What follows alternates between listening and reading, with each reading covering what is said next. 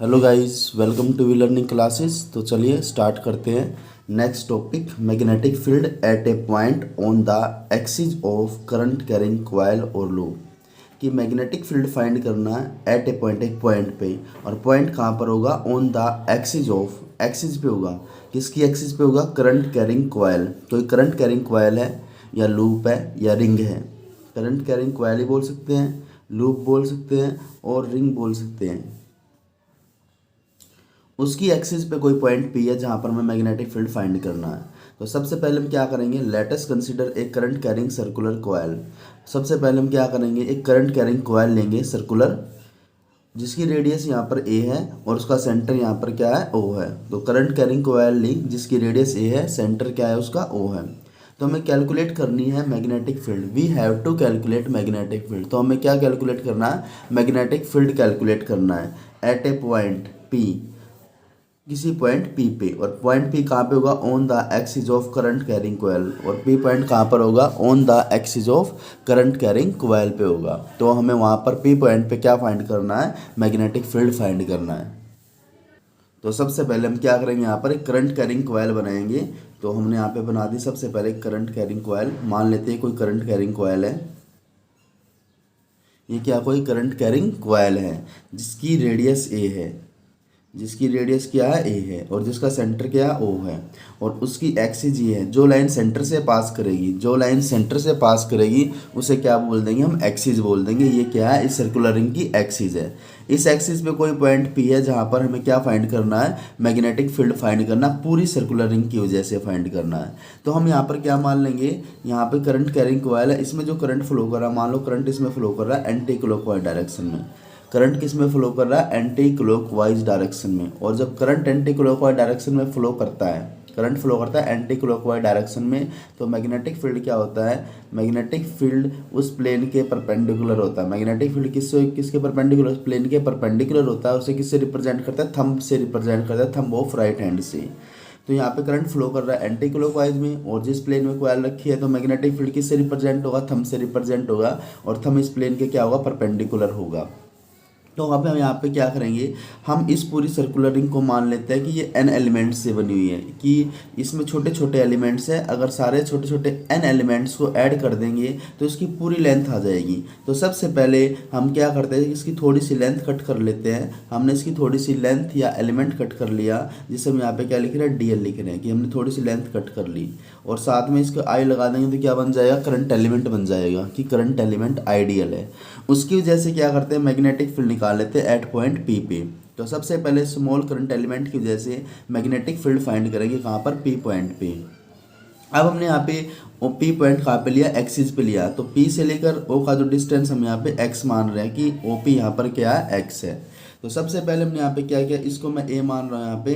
तो मैंने ओ ए, जो ओ ए लिया है, ओ ए यहाँ पे क्या है? Radius. O A is equal to radius of circular ring. यहाँ पे क्या है? रेडियस ऑफ सर्कुलर रिंग है। और ओ पी यहाँ पर क्या है? एक्स है। O P is equal to यहाँ पर क्या है? एक्स है। तो हमें क्या करना? स्मॉल करंट एलिमेंट की वजह से सबसे पहले पी पे क्या निकालना है? पी पे मैग्नेटिक फील्ड निकालना है। तो पी पे मैग्नेटिक फील्ड निकालना है तो सबसे पहले हमें यहाँ पे इसका डिस्टेंस पता होना चाहिए। अब ये जो इसकी लेंथ कितनी है? इस एलिमेंट की लेंथ DL है। यहाँ पे भी DL DL DL DL DL DL DL, पूरी सर्कुलर रिंग पे कितने DL है? NDL है। तो उन सभी को अगर हम ऐड कर देंगे तो हमारे पास टोटल मैग्नेटिक फील्ड आ जाएगा सर्कुलर रिंग का। और बायोट सेवर्ट्स लॉ, ये किसका एप्लीकेशन है? बायोट सेवर्ट्स लॉ का ही एप्लीकेशन है। इससे पहले हम बायोट सेवर्ट्स लॉ के दो एप्लीकेशन कर चुके हैं। एक तो हमने बायोट सेवर्ट्स फर्स्ट एप्लीकेशन किया था स्ट्रेट वायर के लिए करंट कैरिंग कंडक्टर, कोई स्ट्रेट करंट कैरिंग कंडक्टर था जिसके लिए हमने मैग्नेटिक फील्ड फाइंड किया था। उसके बाद हमने centre of circular ring, circular ring के सेंटर पे मैग्नेटिक फील्ड फाइंड किया था। अब की बार सेंटर की बजाय एक्सिस ऑफ सर्कुलर रिंग पे मैग्नेटिक फील्ड फाइंड करना है, किसका यूज करके? बायोट सेवर्ट्स लॉ का यूज करके। तो ये भी उसका उसी का ही एप्लीकेशन है। तो सबसे पहले हम क्या करते हैं? करंट एलिमेंट की जैसे पी पे निकाल लेते हैं। तो डिस्टेंस पता होना चाहिए, तो हम पी कहाँ पे निकाल रहे हैं? पी पे निकाल रहे हैं। ये डिस्टेंस ए है, ये एक्स है। तो पाइथागोरस थ्योरम लगा देंगे तो क्या हो जाएगा? ए स्क्वेयर प्लस के एक्स स्क्वेयर। तो इनके बीच का डिस्टेंस कितना आ जाएगा? ए स्क्वेयर प्लस के एक्स स्क्वेयर आ जाएगा।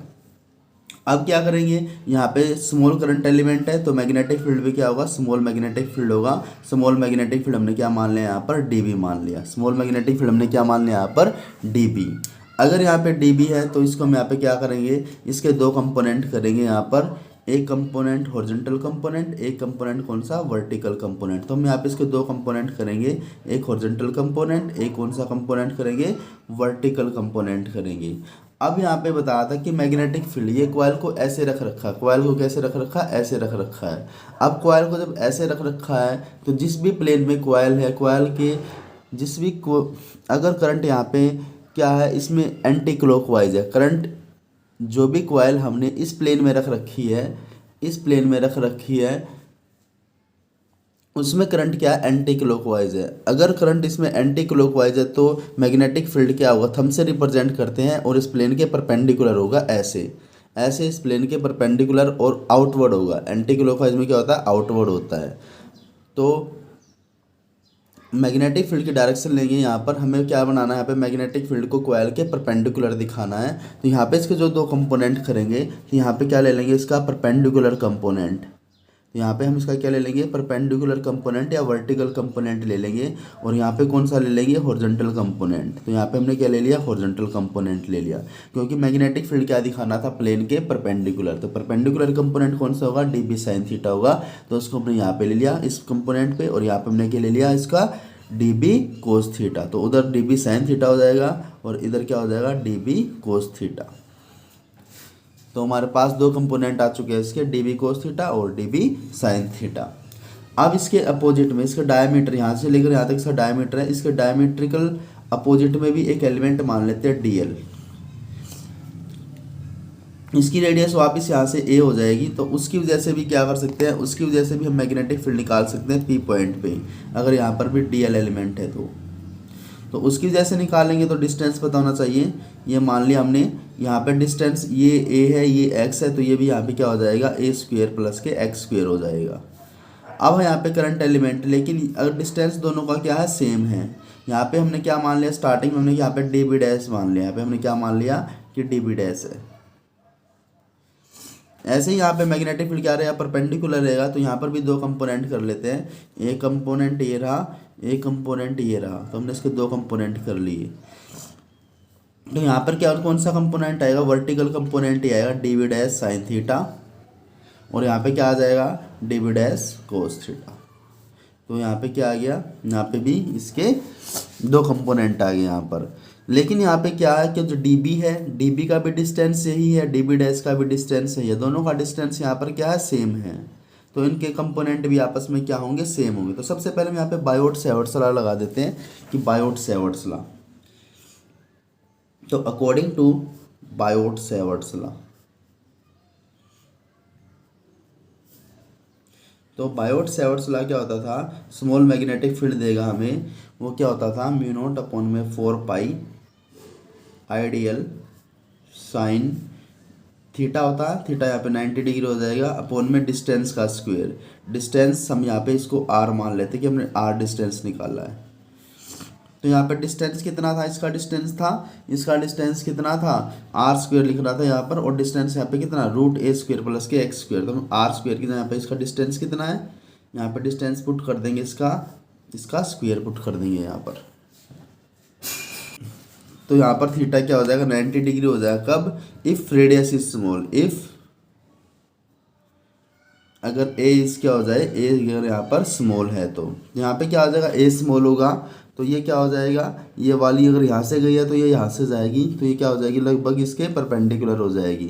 जितनी रेडियस इसकी स्मॉल होगी उतना ही क्या हो जाएगा, यहाँ पर ये इतना ही क्या होगा, कम हो जाएगी रिंग। और ये लाइन जो यहाँ से गई थी वो लाइन यहाँ से जाएगी, जो अप्रोक्सीमेट क्या होगी, यहाँ पर परपेंडिकुलर होगी। तो लाइन कहाँ से जाएगी, जितनी स्मॉल करेंगे रेडियस उतनी रिंग क्या हो जाएगी, स्मॉल हो जाएगी।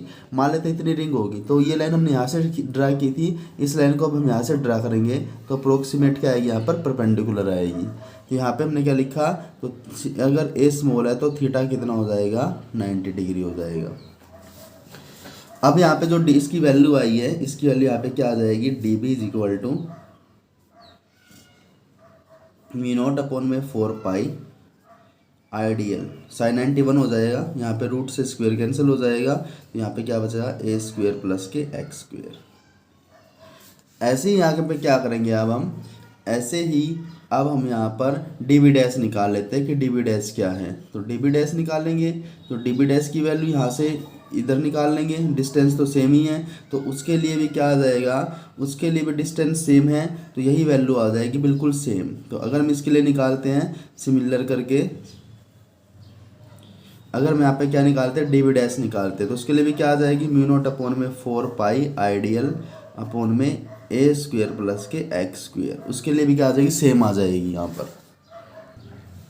तो अब हम यहाँ पर देखेंगे कि हमारे पास डी बी की वैल्यू जो आई है, डी बी की वैल्यू जो आई है और डी बी डैश की जो वैल्यू आई है, दोनों का जो मैग्नीट्यूड आया वो क्या है सेम है, क्योंकि डिस्टेंस क्या था, दोनों का डिस्टेंस सेम था। यहाँ पे d B is equal to d B dash, कि डी बी किसके इक्वल है, डी बी डैश के इक्वल है यहाँ पर। इसका मतलब क्या है कि जब डी बी और डी बी डैश दोनों एक दूसरे के इक्वल है तो इनके कंपोनेंट भी क्या होंगे, इनके कंपोनेंट भी आपस में इक्वल होंगे। तो इसके जो कंपोनेंट है d B dash cos theta और डी बी कोस थीटा, तो क्या एक दूसरे के इक्वल एंड अपोजिट है, इक्वल एंड अपोजिट। इसका मतलब यहाँ पे क्या होगा कि डी बी कोस थीटा और d B dash cos theta तो एक दूसरे को यहाँ पर क्या कर देंगे, कैंसिल कर देंगे एक दूसरे के इफेक्ट को। इसका मतलब यहाँ पे जो रिजल्टेंट मैग्नेटिक फील्ड मिलेगा एट पॉइंट पे वो किसकी वजह से मिलेगा, जितने भी वर्टिकल कंपोनेंट्स है, एन एलिमेंट के जितने भी वर्टिकल कंपोनेंट्स है उन सब का क्या कर देंगे यहाँ पर इंटीग्रेशन या सम कर देंगे, तो हमें क्या मिल जाएगा, नेट मैग्नेटिक फील्ड मिल जाएगा। यहाँ पे क्या मिल जाएगा हमें, net magnetic field at the axis of circular ring. तो यहाँ पे जितने भी वर्टिकल कंपोनेंट हैं डी बी साइन थीटा वाले जितने भी कंपोनेंट हैं एन एलिमेंट के लिए, सभी का क्या करना है यहाँ पे सम या इंटीग्रेशन, तो उनसे हमें क्या मिलेगा, टोटल मैग्नेटिक फील्ड मिल जाएगा यहाँ पर। तो यहाँ पर नेट मैग्नेटिक फील्ड कैसे मिलेगा कि net magnetic field, the total magnetic field for circular ring, circular ring के लिए जो टोटल मैग्नेटिक फील्ड मिलेगा, मैग्नेटिक फील्ड वो कैसे मिलेगा, जितने भी ये कंपोनेंट हैं, जितने भी टोटल मैग्नेटिक फील्ड कैसे मिलेगा, जितने भी कौन से कंपोनेंट हैं, वर्टिकल कंपोनेंट हैं, वर्टिकल कंपोनेंट कौन से थे, डी बी साइन थीटा, इन सब का क्या कर देंगे यहाँ पर इंटीग्रेशन कर देंगे, तो जितने भी एन एलिमेंट के लिए तो हमारे पास टोटल मैग्नेटिक फील्ड आ जाएगा। अब यहाँ पे डी बी की वैल्यू पुट करेंगे और साइन थीटा की वैल्यू पुट करेंगे, तो डी बी की वैल्यू तो यहाँ से क्या आ जाएगी, डी बी की वैल्यू तो यहाँ से डी बी की वैल्यू पुट करो या डी बी डैश की वैल्यू पुट करो, दोनों के लिए सेम है। फिर वैल्यू हमें किसकी पुट करनी है, साइन थीटा की पुट करनी है यहाँ पर। यहाँ पे क्या करेंगे, इंटीग्रेशन लगा देंगे, तो डी बी की वैल्यू यहाँ पे क्या हो जाएगी, mu not I D L upon में 4 पाई ए स्क्वायर प्लस के एक्स स्क्वायर। अब पुट करने में साइन थीटा की वैल्यू, तो साइन थीटा की वैल्यू पुट करने के लिए, तो साइन थीटा की वैल्यू पुट करने के लिए चाहिए ट्रायंगल ले लेंगे, चाहिए ट्रायंगल ले लेंगे। तो साइन थीटा क्या होता है, परपेंडिकुलर अपॉन हाइपोटेन्यूज होता है। तो परपेंडिकुलर यहाँ पर क्या है, ए है, परपेंडिकुलर यहाँ पर क्या है, ए है, बेस ये रहा, परपेंडिकुलर ये रहा और हाइपोटेन्यूज ये रहा। तो साइन थीटा क्या होता है, परपेंडिकुलर अपॉन हाइपोटेन्यूज होता है, परपेंडिकुलर अपॉन हाइपोटेन्यूज। तो परपेंडिकुलर ए है, हाइपोटेन्यूज क्या है, ये है, तो साइन थीटा क्या हो जाएगा, ए अपॉन में रूट ए स्क्वायर प्लस के एक्स स्क्वायर हो जाएगा। तो यहाँ पर साइन थीटा की वैल्यू क्या हो जाएगी, परपेंडिकुलर ए था, हाइपोटेन्यूज क्या था, रूट ए स्क्वायर प्लस के एक्स स्क्वायर। तो हमने इन सब की वैल्यू यहाँ पर पुट कर दी। अब हमें क्या निकालना है, यहाँ पे इसका इंटीग्रेशन कर देंगे, तो यहाँ पे क्या होगा कि जो म्यू नॉट आई अपॉन में 4 पाई, यहाँ पे क्या दे रखा, ए स्क्वायर प्लस एक्स स्क्वायर की पावर 1 है, यहाँ पे ए स्क्वायर प्लस एक्स स्क्वायर की पावर 1/2 है, तो इसकी पावर 1 बेस सेम है, तो इनकी पावर ऐड हो जाएंगी, यहाँ पर 1 है, यहाँ पर हाफ है, तो पावर 3/2 हो जाएगी। और यहाँ पे क्या हो जाएगा, म्यू नॉट आई ए तो बाहर आ जाएगा, अंदर क्या रह जाएगा, डीएल का इंटीग्रेशन। तो अंदर हमें बस क्या रखना, बाकी सारी चीज़ को बाहर लिख के यहाँ पे किसका इंटीग्रेशन करेंगे, स्मॉल एलिमेंट का। तो इंटीग्रेशन करेंगे तो टोटल लेंथ आ जाएगी सर्कुलर रिंग की, टोटल लेंथ यहाँ पे अगर इसकी रेडियस ए है तो टोटल लेंथ किसके इक्वल हो जाएगी, सर्कमफेरेंस के इक्वल हो जाएगी, जो कि 2 पाई ए के इक्वल है। यहाँ पे इसका डीएल का इंटीग्रेशन करेंगे, बाकी जितनी भी क्वांटिटी है सभी को क्या लिख देंगे, आउटसाइड ऑफ द इंटीग्रेशन। तो यहाँ पर क्या करना, डीएल का इंटीग्रेशन करना है, तो b इज इक्वल टू क्या आ जाएगा कि b is equal to mu naught को भी बाहर लिखना है, यहाँ पर i को भी बाहर लिखना है, अपॉन में 4 पाई, तो यहाँ पे क्या आ जाएगा, ए स्क्वायर प्लस एक्स स्क्वायर की पावर 3/2 आ जाएगी। 1 प्लस हाफ को ऐड कर देंगे तो कितने बन जाएंगे, 3/2 बन जाएगी यहाँ पर। और ऊपर ए भी था, तो इंटीग्रेशन यहाँ पर किसका करना था, डीएल का इंटीग्रेशन करना था। अगर डीएल का इंटीग्रेशन करेंगे तो कितना हो जाएगा यहाँ पर, mu not I A upon में 4 पाई ए स्क्वेयर प्लस के एक्स स्क्वेयर की पावर 3/2 और डीएल का इंटीग्रेशन यहाँ पे 2 पाई ए हो जाएगा। तो यहाँ पे क्या आ जाएगा, तो यहाँ पर क्या आ जाएगा, 2 पाई आ जाएगा इसका इंटीग्रेशन, टोटल सरकमफेरेंस आ जाएगा। तो म्यू नॉट अपॉन 4 पाई को एज इट इज रख सकते हैं, यहाँ पे ए रहा, यहाँ पर ए रहा, तो ए इंटू ए स्क्वेयर हो जाएगा। तो यहाँ पे जो मैग्नेटिक फील्ड का फॉर्मूला आएगा क्या हो जाएगा, म्यू नॉट आई,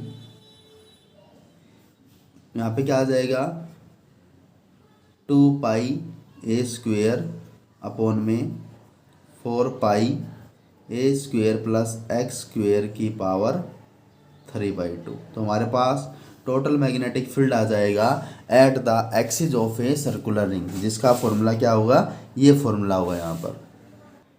अगर हम यहाँ पर 2 पाई को कैंसिल करते हैं तब रिजल्ट क्या आएगा, नॉर्मली तो हमारे पास ये रिजल्ट आ गया। अगर हम यहाँ पे 2 पाई को कैंसिल करते हैं तो क्या आ जाएगा, यहाँ पर पाई से पाई कैंसिल हो जाएगा और 2 से 2 कैंसिल हो जाएगा यहाँ पर। तो b इज इक्वल टू क्या आ जाएगा, एक तो आएगा म्यू नॉट, अगर हम यहाँ पे इसको कैंसिल करते हैं पाई से पाई और 2 से यहाँ पे 4, तो हमारे पास रिजल्ट क्या आ जाएगा यहाँ पर, mu not I A square upon में 2 ए स्क्वेयर प्लस एक्स स्क्वेयर की पावर 3/2। तो हमारे पास मैग्नेटिक फील्ड ये भी आ सकता है अगर हम 2 पाई और 4 पाई को आपस में कैंसिल करते हैं तो।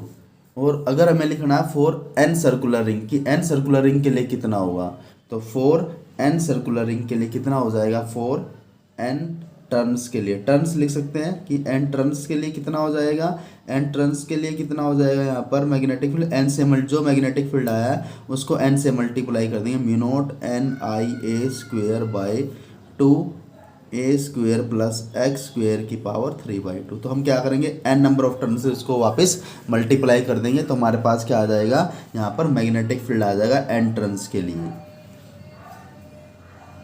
तो ये था इसका कंप्लीट सॉल्यूशन। तो मिलते हैं स्टूडेंट्स नेक्स्ट वीडियो में, तब तक बने रहिए with We Learning classes. Thank you.